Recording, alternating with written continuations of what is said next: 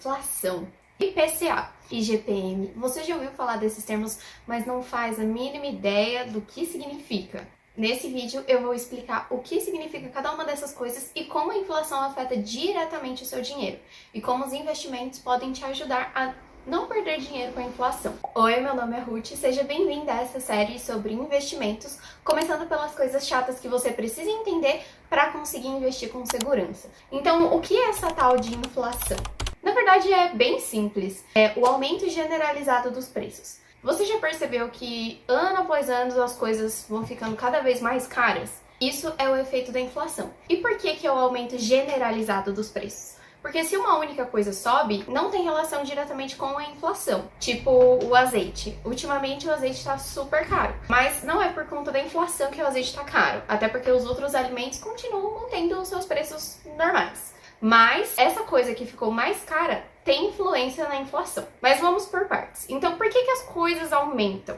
Existem alguns motivos. Um deles é quando tem mais dinheiro na economia. Isso pode acontecer por meio de empréstimo, quando as pessoas estão ganhando mais, ou através do governo, por exemplo, quando eles disponibilizam dinheiro por alguma medida populista ou por necessidade, como foi o caso do auxílio emergencial na pandemia, por exemplo. E esse aumento de dinheiro na economia faz com que as coisas aumentem por um outro fator também, que é, no caso, o aumento da demanda. As pessoas querem mais daquilo que tem disponível nas lojas, nas empresas, mas o estoque é limitado. Então vai haver um aumento de preço. Um exemplo disso é o caso dos álcool gels na época da pandemia. Ninguém tinha o costume muito... Sim, não ninguém, né? Mas a maioria das pessoas não tinha o costume de usar álcool em gel igual a gente usou na época da pandemia. Então, quando a procura começou a aumentar, o que as lojas fizeram, as farmácias e tal, eles começaram a aumentar os preços porque tinha mais gente procurando daquilo. Então eles sabiam que mesmo aumentando o preço, as pessoas não iam deixar de comprar. Aconteceu algo semelhante na mesma época com papel higiênico e outros produtos assim de higiene, máscara. As pessoas estavam demandando esses produtos que antes tinham uma demanda X e aí passou a ter 10x de procura.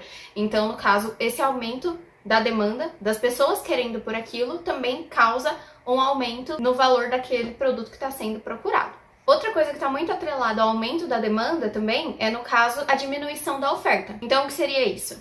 Vamos dizer aí o arroz. Todo mundo no Brasil quase tem o costume de comer arroz nas suas principais refeições, né? No almoço e na janta. Se acontece alguma coisa com a safra de arroz em que os produtores só conseguiram colher metade do arroz que normalmente eles colhiam e a população que continua querendo arroz, os preços vão aumentar. Pelo mesmo motivo do aumento da demanda. Os produtores eles vão querer ganhar a mesma coisa que eles ganhariam com uma safra inteira, só que com meia safra. Então, como as pessoas não vão deixar de comprar arroz, ou pelo menos a maioria das pessoas não vai, eles aumentam o valor para conseguir, recuperar o prejuízo, né, de não ter tido aquela safra, e dois, porque as pessoas vão continuar comprando independente do valor. Então, a diminuição da oferta e o aumento da demanda, eles são muito parecidos. Outro fator que aumenta os preços das coisas, que acaba tendo impacto na inflação, é o aumento dos custos de produção. Então vamos pegar uma coisa aí que impacta muito a economia como um todo, o aumento da gasolina. Se por conta de algum motivo, seja a crise do petróleo, seja qualquer outro motivo interno ou externo que faça com que o combustível fique mais caro, automaticamente todas as outras coisas vão ficar mais caras. Até porque no nosso país, a maioria das coisas é transportado via rodovia. Nós não temos uma malha ferroviária muito desenvolvida, então acaba que a gente é muito dependente de transportes por caminhão. Então, acaba que transportar esses produtos de um lado para o outro, todos os produtos, sai mais caro. Isso faz com que os produtos fiquem mais caros também. Então, se um produtor de laranja, por exemplo, tem que transportar a laranja do campo até um supermercado, esse transporte ficou mais caro. Logo, quem vai ter que pagar esse transporte é o supermercado. Mas você acha que ele vai ficar com esse prejuízo? Não, na hora de vender a laranja, ele vai aumentar o preço da laranja para conseguir compensar esse valor a mais que ele teve de gasto com o transporte dessa mercadoria. E isso serve para todas as mercadorias, já que, como dito, nosso país é muito dependente. Acontece a mesma coisa se a gente tem algum aumento na energia elétrica, por exemplo. Então, mesma coisa, a produção fica mais cara, seja por questão de maquinário, que tá mais caro agora a energia, as lojas vão pagar mais caro a conta de energia, e tudo isso vira um aumento de preço para o consumidor final. E como é medida a inflação? Existem vários índices que medem a inflação, eles medem esse aumento de preço, mas o oficial do Brasil hoje é o IPCA. No caso, esse índice ele é medido pelo IBGE. Eles pegam vários produtos básicos de famílias que ganham de 1 até 40 salários mínimos. E aí são várias categorias, entre a saúde, vestiário, alimento, vários produtos. Eles veem quanto que estava sendo comercializado aqueles produtos e serviços no mês anterior, mede o quanto aumentou ou diminuiu, né, vê essa diferença de um mês para o outro, faz uma média entre todos esses produtos e serviços que são analisados e aí é dada uma taxinha que é o IPCA. Esse é o índice oficial de inflação do Brasil. Mas também existe o IGPM, que é muito usado em contrato de aluguel, por exemplo, para reajustar o aluguel de um ano para o outro. Ele é medido de uma outra forma e quem é responsável por medir o IGPM é a Fundação Getúlio Vargas e é medido com base em outros 3 índices que também medem inflação. Não é pelos produtos, tá mais ligado ao setor industrial. Mas só para você saber, então também existe o IGPM. E por que é tão importante você saber da inflação? Porque todos os dias que o seu dinheiro tá parado, ele tá perdendo o poder de compra. O que isso significa? Eu vou dar um exemplo aqui. Eu fui no cinema esses dias e antes eu passei no Burger King para comer um fast food. Na época que eu tava na escola, em 2015, o mesmo hambúrguer que eu comprei essa semana quando eu fui no cinema, era vendido 2 hambúrgueres por R$15,90. Isso em 2015. E esse ano, no caso essa semana, eu comprei esse mesmo hambúrguer, um único hambúrguer por R$19,90. É por isso que, se você deixa o seu dinheiro parado, você tem menos poder de compra. Cada dia que passa, as coisas estão valendo mais, logo o seu dinheiro está valendo menos. E se você não faz nada para que o seu dinheiro renda, você vai perdendo dinheiro, mesmo que na sua conta você tenha o mesmo valor. Aquele valor não continua comprando as mesmas coisas. Mas resumindo, se você for lembrar só de uma coisa desse vídeo, lembre que a inflação é o aumento generalizado dos preços e que cada dia que passa o seu dinheiro está perdendo valor. E é por isso que você precisa investir o seu dinheiro, para que ele ganhe cada vez mais poder de compra e não perca o valor que ele já tem. Então, hoje a gente vai falar da taxa Selic. Basicamente, a taxa Selic é a taxa básica de juros do Brasil. Tá, mas o que isso significa? Pensa assim, a taxa Selic ela é a Regina George das taxas do Brasil. Então, basicamente, ela vai influenciar todas as outras taxas. Tipo, taxa de empréstimo, financiamento, as taxas de cartão de crédito e, claro, também o quanto você consegue ganhar nos investimentos. Até o quanto a poupança rende está ligado com a taxa Selic. A taxa Selic, ela meio que dá um norte para todas as outras taxas do mundo financeiro aqui no Brasil. Então, quanto mais alta tá a taxa Selic, mais caro é pegar dinheiro emprestado. Mais os bancos vão cobrar juros por aquele empréstimo. E o mesmo serve para os investimentos. Quando a taxa Selic está alta, você ganha mais nos investimentos. A taxa Selic é revista a cada 45 dias e ela pode ou não mudar. E o principal uso da taxa Selic é para controle da inflação. Então, se a inflação está muito alta ou está descontrolada, um jeito de controlar a inflação é aumentando a taxa Selic. Mas você deve estar se perguntando o que tem a ver uma coisa com a outra, né? Se a taxa Selic aumentar, pegar dinheiro vai ficar mais caro, como eu falei no começo do vídeo.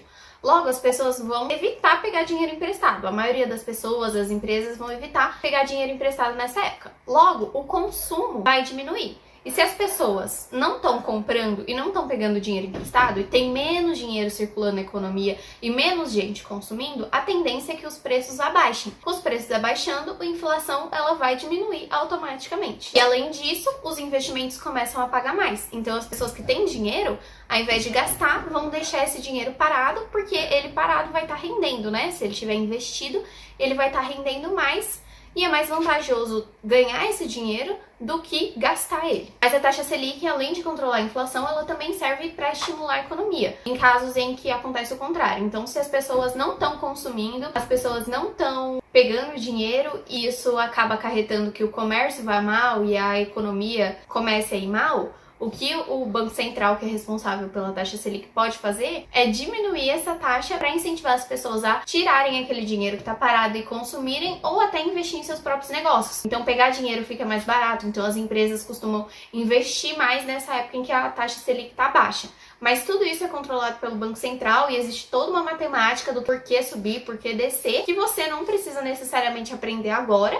Você só tem que entender o básico do que para que ela serve. Então, em resumo, a taxa Selic, ela é a taxa que serve de referência, ela é a taxa influenciadora das outras taxas do Brasil.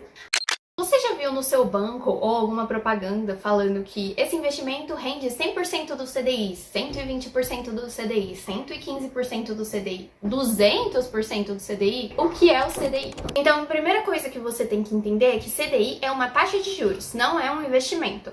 Então, se você ouvir alguém falando que está investindo em CDI, tá errado, porque CDI não é um investimento. Beleza, mas de onde que surgiu essa taxa de juros? Na verdade, também é bem fácil. Essas coisas do mercado financeiro é tudo fácil, o povo que complica. Então vamos lá. Basicamente, os bancos mesmo, Santander, Itaú, Bradesco, Nubank, Inter, todos esses bancos. Todos os bancos, eles são obrigados a fechar o caixa no positivo. Então o que significa isso? O banco começou lá com R$0. Teve depósito de cliente de R$20.000 no dia. E teve saque de R$25.000. Ele tá 5 mil negativo, certo? Ele não pode encerrar o dia com esse 5 mil negativo. O Banco Central não permite. Então, o que ele tem que fazer? Pegar dinheiro emprestado para cobrir esse negativo. Então, ele vai e pega dinheiro emprestado com um outro banco, um concorrente. E aí, você acha que esse outro banco vai emprestar dinheiro para ele, assim, de graça? Não, fica aí com esses 5 mil hoje e tá tudo certo. Não é assim, né? A gente sabe que o principal negócio do banco é emprestar dinheiro, né? Então, claro que ele não vai emprestar de graça. E aí eles cobram uma taxa por esse empréstimo. E qual é a taxa que eles cobram? O bendito do CDI. Então, basicamente é isso. CDI significa Certificado de Depósito Interbancário. Não tem nada a ver com a gente, você só precisa saber o que significa. Então é isso. Foi a taxa que os bancos decidiram que seria o que eles cobrariam um do outro na hora de emprestar esse dinheiro um para o outro. E quanto é o CDI? Como a gente descobre o quanto o CDI está valendo? O CDI, ele anda grudadinho ali com a Selic. O CDI, ele vai ser 0,10 menor do que a Selic. Então, se a Selic está em 10% ao ano, o CDI vai estar 9,9% ao ano. Mas nada que jogar ali no Google quanto está o CDI hoje não resolva. Mas, para você saber, é isso. Então, se a taxa Selic mudar, o CDI vai mudar. E aí, como você vai calcular quanto está rendendo o investimento, esses investimentos que falam que rende 100% do CDI, 120%, 200% do CDI, você pode fazer na calculadora mesmo a conta, não tem mistério. Então você vai colocar o valor que está valendo o CDI. Eu vou pegar o exemplo de hoje. No caso, hoje, no dia que eu tô gravando esse vídeo, o CDI, ele tá valendo 11,15% ao ano. Então você vai colocar na calculadora 11,15 vezes a porcentagem que o investimento está falando que está rendendo. Então, no caso de um investimento que fala que está rendendo 120% do CDI, hoje esse investimento vai estar rendendo o equivalente a 13,38% ao ano. Mas isso você pode fazer numa calculadora, não tem mistério, não precisa quebrar a cabeça. Então, no caso de um investimento que está rendendo 200% do CDI, seria equivalente a 22,30% ao ano. Mas aí, você joga na calculadora e descobre isso rapidinho. Hoje a gente vai falar de uma coisa que a maioria das pessoas não conhece antes de começar a investir e que é o que a poupança usa como artifício para fazer as pessoas acreditarem que ela é o investimento mais seguro que tem. Existe um fundo que protege a poupança, por isso que ela ganhou essa fama de tão segura. Mas as pessoas nem sabem que esse fundo existe. E o nome desse fundo é o Fundo Garantidor de Crédito, ou também conhecido como FGC. Se você começou a entrar nesse mundo de investimento agora, provavelmente você nunca nem ouviu falar desse fundo. Mas então, o que é o FGC? Nada mais é do que uma espécie de seguro para o seu dinheiro. Então, caso o banco em que você tem o seu dinheiro venha a quebrar, esse fundo ele é responsável por devolver o seu dinheiro. É uma instituição privada, sem fins lucrativos, que o principal papel dela é exatamente esse, devolver o dinheiro das pessoas caso o banco que elas tinham dinheiro venha a falir, a quebrar.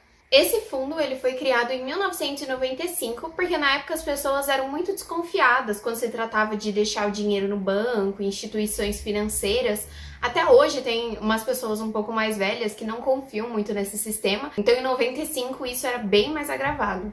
E o que o FGC protege exatamente? Ele protege o seu saldo da sua conta corrente, o seu saldo da poupança e tem alguns outros investimentos que também são garantidos por esse fundo. No caso, CDB, RDB, LC, LCI, LCA e LH também são protegidos pelo Fundo Garantidor de Crédito. Mas essa proteção do FGC também não é ilimitada. existe uma quantidade de dinheiro máxima que ele devolve para cada pessoa que tinha ali o dinheiro naquele determinado banco que acabou quebrando. Atualmente, esse limite é de R$250 mil por CPF, por instituição financeira.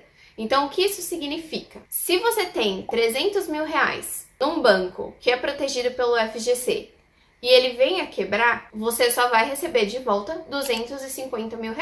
Os outros R$50 mil serão perdidos. Mas vamos dizer aí que você tenha R$400 mil e você tem R$200 mil no banco A e R$200 mil no banco B. Caso esses dois bancos venham a falir, você consegue resgatar todo o dinheiro, porque você tinha menos de R$250 mil em um e menos de R$250 mil no outro banco. Então, são R$250 mil por CPF, por instituição financeira. E como ter certeza se o investimento que você está querendo comprar ali e está querendo investir tem essa garantia do FGC? Bom, todas as corretoras que eu conheço sinalizam isso no próprio investimento, como está aqui na tela para vocês. Eu peguei alguns exemplos de algumas corretoras, alguns bancos que oferecem investimentos e aparece dessa forma. O único investimento que pode não ter a garantia do FGC, mas é completamente seguro, são os investimentos no Tesouro Direto. O Tesouro Direto não é garantido pelo FGC, mas ele é garantido pelo Tesouro Nacional. O Tesouro Nacional ele tem poder de criar mais dinheiro, imprimir mais dinheiro na economia. Então, ele vai te pagar de todo jeito. Enquanto isso, as instituições privadas, né, os bancos, eles precisam de algo mais para garantir ali que o seu dinheiro realmente não vai sumir, caso eles quebrem. Então, foi criado esse fundo. Existem 3 coisas que você precisa aprender para conseguir avaliar um investimento. Você precisa entender o que é risco, retorno e liquidez. Primeiro, o que é o risco? Como o próprio nome já diz, é o quanto aquele investimento é arriscado ou é seguro. Um exemplo, sabe aquela caixinha que tem no seu banco que você pode deixar o seu dinheiro lá rendendo? O que você acha que é mais seguro? Essa caixinha ou ações? A sua caixinha, ela normalmente é protegida pelo FGC, que a gente já falou anteriormente nessa série. Então, caso o seu banco venha a falir, você consegue o seu dinheiro de volta, o que te dá bastante segurança. Já as ações são um pouco mais complicadas. Não que elas sejam ruins, de jeito nenhum, elas são maravilhosas, inclusive. Mas elas, querendo ou não, são um pouco mais arriscadas. Você precisa saber o que você está fazendo para não perder dinheiro. Segundo, o que é o retorno? Também não tem muito mistério, o retorno é o rendimento que você vai ter por aquele investimento. Exemplo, vou pegar aqui 2 coisas que têm a mesma segurança, que é o FGC. Então, vou pegar essa caixinha do Nubank, por exemplo, pode ser qualquer outro banco que tenha um CDB de liquidez diária que rende 100% do CDI, a caixinha do Nubank faz isso, versus a poupança. Ela também é protegida pelo FGC, mas o rendimento dela é um pouco diferente. No caso da caixinha do Nubank, o rendimento atual, na data que eu estou gravando esse vídeo, é de 11,15% ao ano, enquanto a poupança tem um rendimento de 7,87% ao ano nessa mesma época. E o que isso significa? Que se você colocar R$1.000 em janeiro nesses investimentos com essas taxas, então R$1.000 na poupança ou R$1.000 na caixinha do Nubank, no final de dezembro, você teria o equivalente a R$1.078,70 na poupança, enquanto na caixinha do Nubank você teria R$1.111,50. Isso é o retorno. Essa diferença de R$78,70 em um e R$111,50 no outro, isso é o retorno. É o quanto aquele investimento tá te pagando. E por último, mas não menos importante, na verdade é uma das coisas mais importantes quando você está aprendendo a investir, que é a tal da liquidez. Para mim, é a que menos se parece com o nome, né? Porque retorno e risco é meio óbvio, mas a liquidez é um pouco... Como assim liquidez, investimentos? Mas o significado dela é simples, é quanto tempo o seu dinheiro demora ali no investimento para voltar para sua conta corrente. É quanto tempo você demora para conseguir voltar aquele dinheiro e conseguir fazer o uso dele. Então, se o investimento tem uma facilidade em voltar para sua conta, como é o caso da caixinha do Nubank ou da poupança, por exemplo, esses investimentos são chamados de investimentos com alta liquidez. Enquanto investimentos com baixa liquidez são aqueles investimentos que você não pode tirar até uma determinada data Ou mesmo que você peça para tirar, ele ainda vai demorar 5, 6, 30 dias para voltar para sua conta. E como que você sabe se aquele investimento tem alta, baixa liquidez? Como que isso aparece? Como que eu vou saber se meu dinheiro vai ficar preso, se não vai? Isso tudo é sinalizado na hora que você vai investir. Pode aparecer como resgate, liquidação ou liquidez. Então, agora que você sabe essas 3 coisas, vai ficar muito mais fácil você saber qual investimento é para você e qual não serve para o seu objetivo. Mas como que você vai saber isso? Não vai ter um investimento que tenha todas as características maravilhosas. Você vai ter que priorizar alguma coisa em detrimento de outra para conseguir ali ter um investimento que combine com o seu objetivo. Eu vou tirar aqui alguns exemplos para ficar mais fácil de você entender, mas a gente ainda vai passar isso detalhado em alguns vídeos futuros. Provavelmente você já ouviu falar de reserva de emergência. É recomendado que todo mundo tenha uma reserva de emergência. Se a gente está falando de um dinheiro que é para imprevistos, coisas que não tem data de acontecer, o que a gente precisa priorizar dessas 3 coisas? O quão rápido a gente consegue pegar aquele dinheiro de volta, certo? Até porque a gente não sabe quando vai dar ruim na nossa vida. E outra coisa que a gente também precisa ter cuidado é com a segurança. Afinal, você não quer perder ali o seu pé de meia que você fez para caso alguma coisa dê errado, certo? Então, o que a gente vai ter que sacrificar? A rentabilidade. Mesmo assim, a gente consegue uma rentabilidade razoável, mas nada demais. Afinal, a sua reserva de emergência não é para você criar uma fortuna com ela, é só para você não se endividar e não passar sufoco. Quais são os investimentos que são recomendados, então, para sua reserva de emergência? Um CDB com liquidez diária e que renda pelo menos 100% do CDI, ou o Tesouro Selic, que você consegue resgatar a qualquer momento, desde que seja dia útil. Mas, agora, se o seu objetivo é comprar uma casa daqui 5 anos e você está guardando dinheiro para dar entrada nesse imóvel, as suas prioridades são um pouco diferentes. Você não precisa tirar o dinheiro a qualquer momento. Você sabe que você precisa tirar o dinheiro daqui 5 anos. Então, você pode focar em ter uma rentabilidade alta, por exemplo, mas ao mesmo tempo ter segurança. Afinal de contas, daqui 5 anos você quer ter a certeza que você tem o valor para dar entrada na sua casa, certo? Então, nesse caso, a gente não precisa de uma alta liquidez. O seu dinheiro não precisa virar dinheiro rápido. Ele pode continuar investido lá durante os 5 anos sem problema. E ainda te protege de você mesma querer mexer. Então, nesse caso, quais investimentos seriam bons? Teriam uma alta rentabilidade, uma alta segurança e uma liquidez baixa.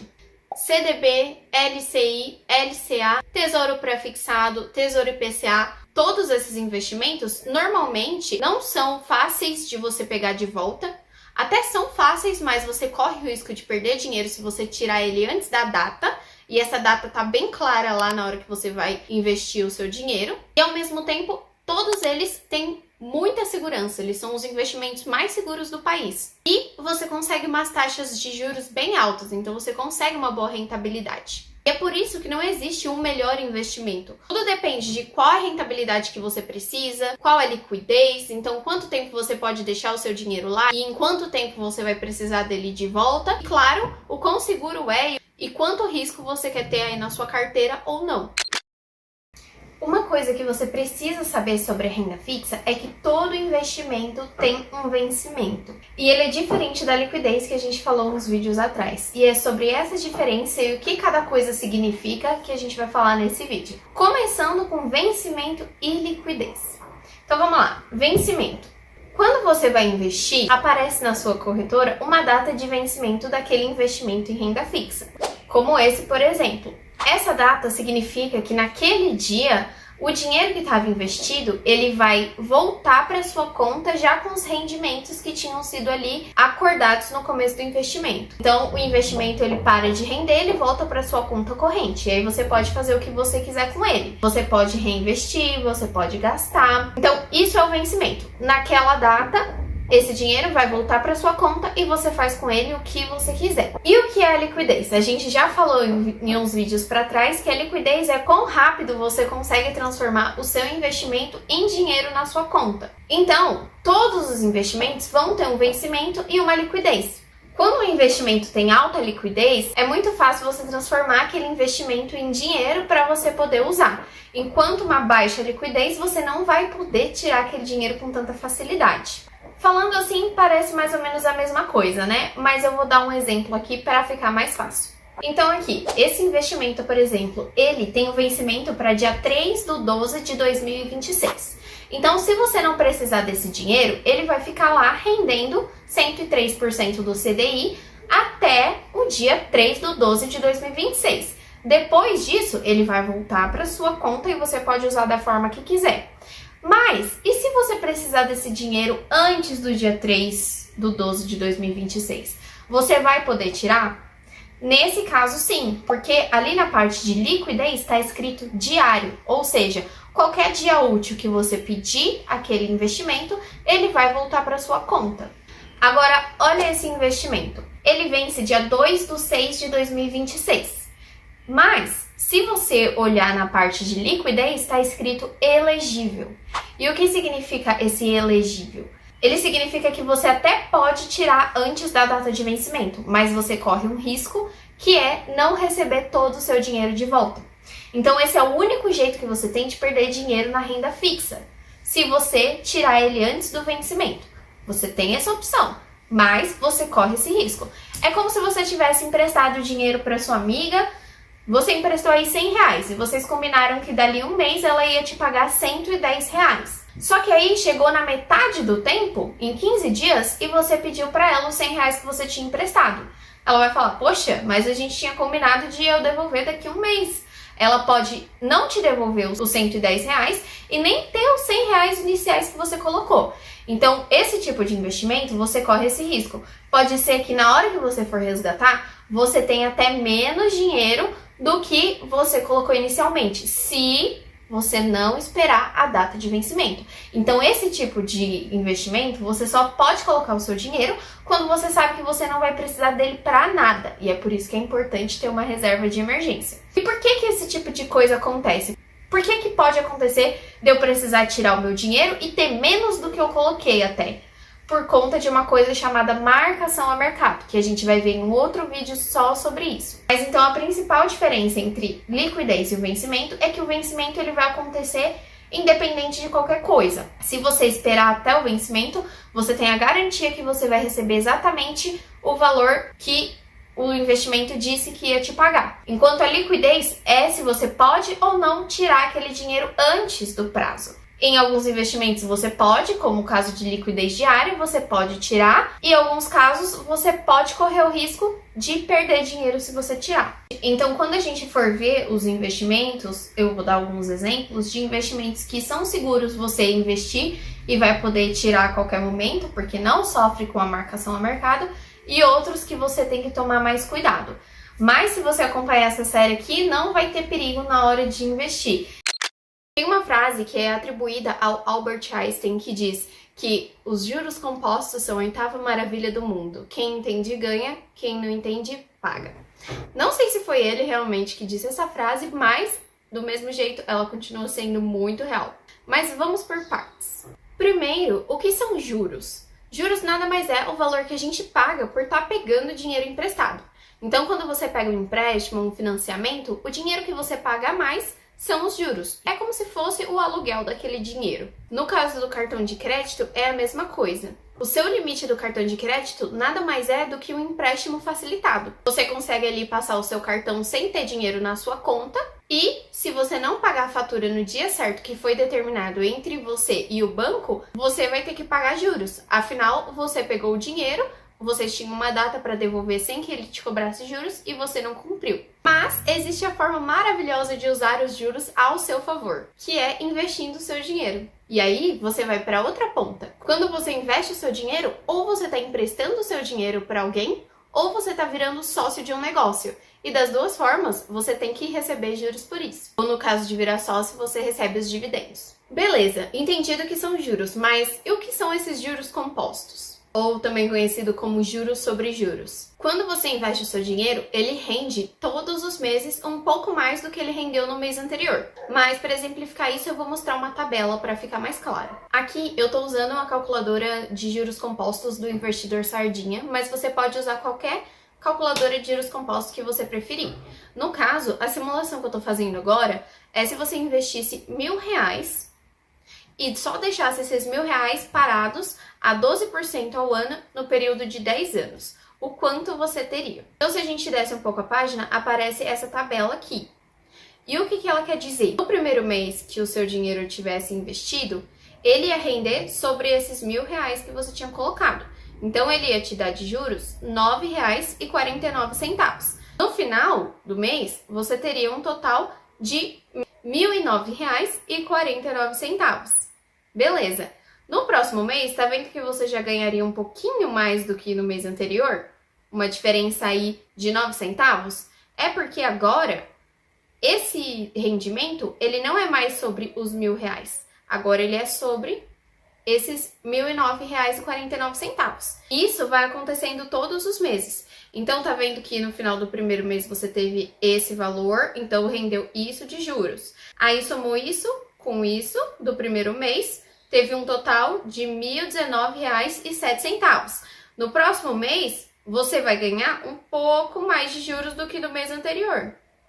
E aí o seu total vai virar esse. E assim vai indo. Depois de 5 anos acontecendo isso, olha só o quanto você estaria ganhando por mês. R$16,72. Sem você fazer nada. Então, você estaria ganhando só naquele mês R$16,72, mas o seu valor total já seria de R$1.779,06. Então, você já teria acumulado de juros esse total. E no final de 10 anos, vamos ver o quanto você teria, deixando só aqueles R$1.000 parados, você nunca mais colocou nenhum dinheiro. Depois de 10 anos, olha a diferença. Lembra que lá no começo você estava ganhando R$9 e pouco, depois em 5 anos R$16 e pouco, em 10 anos R$29,19. Só que somando todos os juros que você recebeu desde o começo, só em juros você teria ganhado R$2.105,85. E no total você teria mais de R$3.000. Então, esse é o poder dos juros compostos. Cada mês, o seu dinheiro começa a render em cima do total acumulado anterior. Então, não vai render sobre 1.000, vai render sobre tudo que você tem. E uma coisa que você precisa entender nos investimentos é que os juros compostos, eles trabalham muito melhor quando eles têm mais tempo. E se você colocar dinheiro todos os meses, o seu ganho também vai ser muito maior. E nem precisa ser tanto dinheiro assim. Eu vou te dar um exemplo. Vamos supor que você tem aí seus 20 anos e você quer se aposentar com 60 anos. E você vai investir todos os meses R$200 só. Durante esses 40 anos, você vai lá religiosamente colocar R$200 nos investimentos. Então, nesse caso de você colocar R$200 por mês, a mesma taxa de juros de 12% ao ano, no período de 40 anos, olha a diferença que fez nos investimentos. Esse valor de R$96.000, ele é o valor que saiu do seu bolso. Então, de 200 em R$200, somou aí que saiu do seu bolso R$96.000. E você vai ter ganhado de juros R$1.844.000. Então, no total, você vai ter quase R$2 milhões. E aí, se você abaixar aqui o site, você consegue ver essa tabela que a gente tinha visto na primeira simulação. Então, no primeiro mês aqui, você vai ter ganhado R$1,90. No segundo, R$3,81, porque todo mês você está colocando R$200. No terceiro mês, R$5,95, vai aumentando. No final, você estaria ganhando R$18.235,27. Então, esse é o poder dos juros compostos. É como se você tivesse uma sementinha, desse uma árvore, dessa árvore nascesse um fruto, desse fruto você plantasse a semente de novo e tivesse outra árvore que tivesse mais frutos e assim por diante. Mas o que vai fazer esses frutos nascerem, essas plantas crescerem, é justamente o tempo. E claro, se você continuar replantando ali, continuar colocando dinheiro, mais dinheiro você vai ter no final. Só que isso também acontece para as dívidas.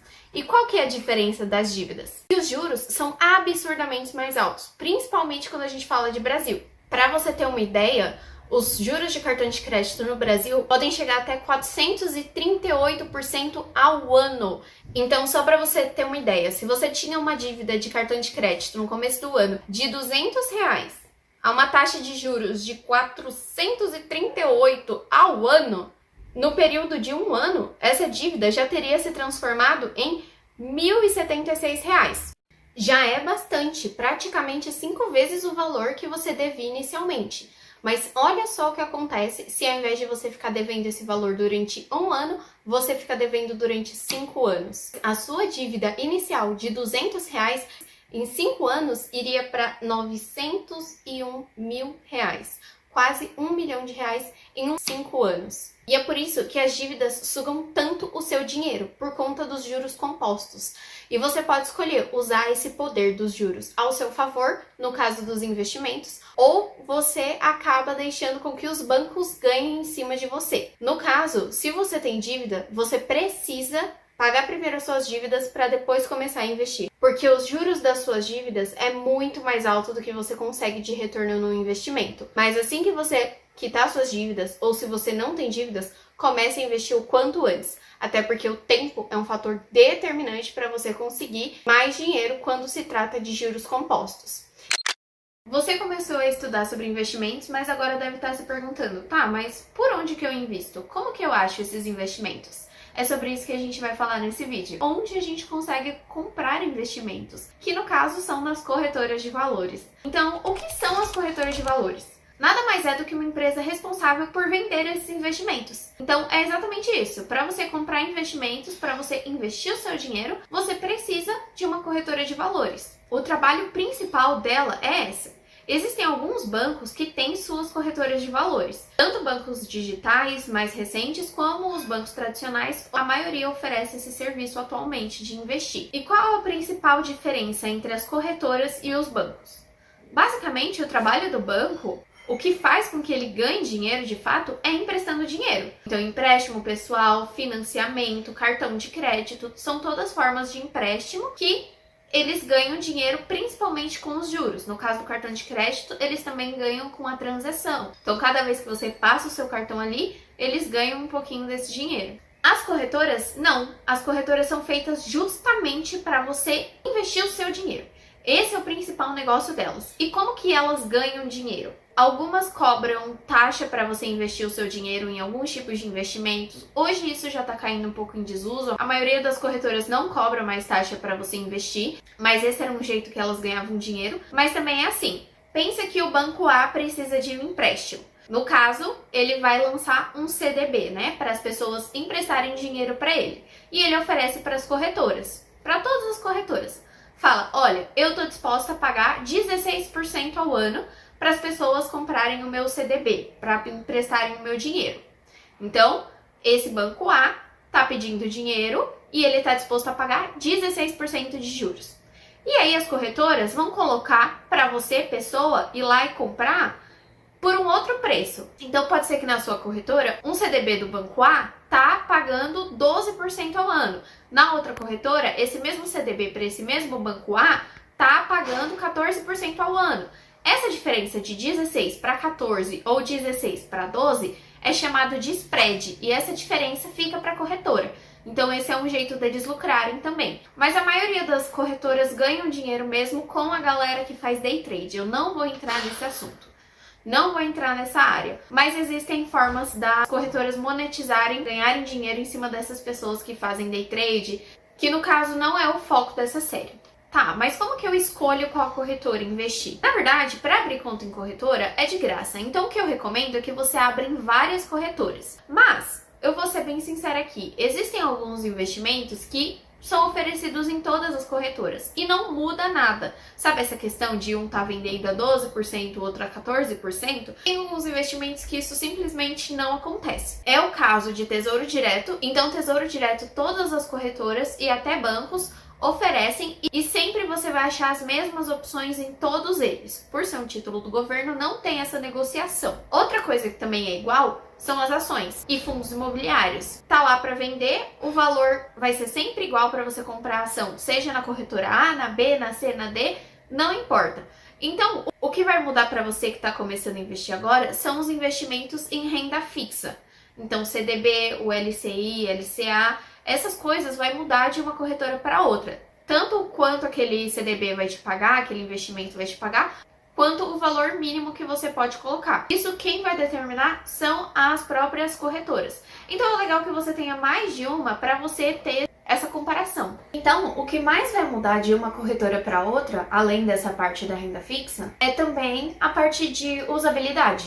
Então, quão fácil ou difícil é usar aquele aplicativo, o design e tudo mais. Isso é muito gosto pessoal também. Além disso, tem o fator atendimento, né, também, que pode variar de uma corretora para outra. E aí, se você quiser avaliar em sites como Reclame Aqui, também é interessante. Mas as corretoras, como dito, têm produtos muito semelhantes. O que vai variar é mais essa parte de renda fixa e essa parte aí da usabilidade. Então, se você tiver múltiplas contas, fica mais fácil de escolher ali qual que você prefere. Abrir uma conta em corretora de valores é de graça e não tem custo de manutenção. Então, não tem por que você não abrir em várias, para você poder testar ali e conhecer. Eu, particularmente, gostava muito de uma corretora que foi comprada por um banco e foi integrada ao banco e atualmente é tudo um aplicativo só. Qual o problema desse tipo de corretora? Que você pode não perceber ali quando cair algum dinheiro do seu investimento, porque vai direto para sua conta corrente. Então, se você for usar corretora de banco, tome cuidado. Ou use um banco que você não vai movimentar o seu dinheiro do dia a dia ali, né? Então, se você quer usar essa corretora desse banco, tenha o seu dinheiro do dia a dia em outro banco para ficar tudo separado. Antes de você começar a investir, você precisa entender qual é o seu perfil de investidor. Para descobrir isso, é muito simples. Na verdade, todas as corretoras de valores, seja por meio do seu banco ou uma corretora independente, logo que você abrir a conta ou manifestar a vontade de investir, vai te dar algumas perguntinhas para você responder, como quanto de risco você está disposta a correr, assim como também quanto tempo você vai deixar o seu dinheiro investido, se você já tem algum patrimônio, se você está começando do zero. Esse formulário é chamado de Suitability. Ele é repetido a cada um ano para entender se o seu perfil de investidor é o mesmo ou ele mudou. E existem basicamente 3 perfis de investidor. E eu vou detalhar um pouquinho mais sobre cada um deles para você entender um pouco mais. O primeiro perfil é o conservador. Então é aquela pessoa que ela não está disposta a correr risco. Na verdade, a segurança é a coisa mais importante para ela, até mais importante do que o retorno. Então ela está disposta a não ganhar muito, mas saber que ela tem 100% de certeza que o dinheiro vai voltar para ela, que ela não tem chance nenhuma de perder dinheiro. Isso acontece muito com investidores iniciantes, que estão acabando de começar, então normalmente esse perfil é mais para esse tipo de pessoa. Mas, claro que existem pessoas que não gostam de correr risco mesmo sabendo investir, já tendo experiência, e tá tudo bem. Existem investimentos para todos os tipos de perfil de investidor. No caso dos perfis conservadores, como esse que eu falei, os melhores investimentos são o Tesouro Direto, como o Tesouro Selic, o Tesouro IPCA, o Tesouro Pré-fixado e agora tem o Renda Mais e o Educa Mais. Mas também outros investimentos de renda fixa, como o CDB, o LCI, LCA, que a gente já falou aqui em outro vídeo que eles são garantidos pelo FGC. Logo, se o banco quebrar, você consegue recuperar o seu dinheiro até 250 mil reais. E esses títulos são os mais seguros do mercado, então eles são perfeitos para esse perfil de investidor. Então, se a pessoa gosta de uma segurança, se a pessoa não quer arriscar de jeito nenhum dinheiro, esses investimentos são maravilhosos. E eles até que rendem bem. No Brasil, principalmente, a gente tem uma renda fixa muito boa. Claro que existem outros problemas econômicos por conta disso, mas acontece que esse perfil se beneficia disso. Então você vai ganhar um pouco menos, talvez, do que pessoas que arriscam mais, mas ainda assim você não vai ganhar mal se você souber investir. O segundo perfil de investidor é o moderado. Então, como que é essa pessoa? Ela até aguenta correr um pouco de risco ali, se ela for ver que vai ter um bom retorno, né? Então, ela tem grande parte do seu patrimônio na mesma coisa que o conservador, então grande parte do dinheiro dela tá ali na renda fixa, super segura, que a gente falou antes, mas tem uma partezinha do dinheiro dela que ela tá disposta a correr um pouco mais de risco. Então, investir em algum fundo, investir talvez direto em renda variável, ação, fundo imobiliário, mas não é uma parte muito grande do dinheiro. Afinal de contas, ela ainda preza pela segurança. Mas é aquela pessoa mais ou menos. Ela tem um pezinho ali, um pezinho aqui, ela gosta de um pouco de tudo, ela gosta de manter a segurança, mas ela também quer ter um bom retorno. Esse é o perfil moderado. E temos o último perfil de investidor, que é o arrojado. Então, o arrojado é aquela pessoa que tem o mínimo possível na renda fixa, nesses investimentos como o CDB, LCI, LCA e Tesouro. Tem só o necessário ali, a reserva de emergência, as metas de curto prazo, que não dá para ficar arriscando. Mas o restante, o investimento de longo prazo dessa pessoa vai estar em renda variável. Então vai estar em ação, vai estar em fundo imobiliário, vai estar em outros tipos de fundos, em renda fixa que não é tão segura, que mais pra frente a gente vai falar dela, como debentures, CRI, CRA, esse tipo de coisa. Então esses perfis, são de pessoas que já conhecem mais no mercado financeiro e, consequentemente, conseguem analisar o risco que estão correndo e sabem que, mesmo não sendo tão seguro quanto outras coisas, como tem conhecimento ali para avaliar aquele investimento, conseguem um bom retorno naquilo, né? Então, no mundo financeiro, existe muito essa correlação entre o risco, o quão seguro aquele investimento é e o quanto de dinheiro você vai ganhar em cima daquele investimento, né? E essas pessoas costumam ter um ganho muito maior do que as outras pessoas dos outros perfis, porque elas estão dispostas a arriscar. Mas como eu falei no início, no Brasil a renda fixa é muito boa. Então mesmo para você que é conservador, você ainda consegue ganhar um bom dinheiro. Mas claro que quem é arrojado, por correr mais risco, vai ter ali os seus ganhos também um pouco diferenciados. Mais uma coisa que você precisa entender é que esse perfil de investidor, ele não é fixo. Como eu falei, todos os anos as corretoras de valores, eles pedem de novo esse questionário para você responder novamente as perguntas, porque algumas coisas podem ter mudado na sua vida. Então, ele vai mudando de acordo com o tempo. Pode ser que para você não mude, você sempre fique no mesmo perfil, mas para a maioria das pessoas, o natural é que pelo menos elas passem de conservador para moderado. É uma regra? Não. Mas quanto mais conhecimento você tem, mais confortável você vai ficando em correr mais risco. Mas claro, com muito estudo e entendimento do que você está fazendo. Então, sobre perfil de investidor, é basicamente isso. E ainda vão sair mais vídeos dessa série. Então, se você quer investir esse ano e não sabe nem por onde começar, já se inscreve no canal. Eu vou deixar a playlist aqui do lado para você ver se você não perdeu nenhum vídeo que já saiu até agora. E eu te vejo no próximo vídeo.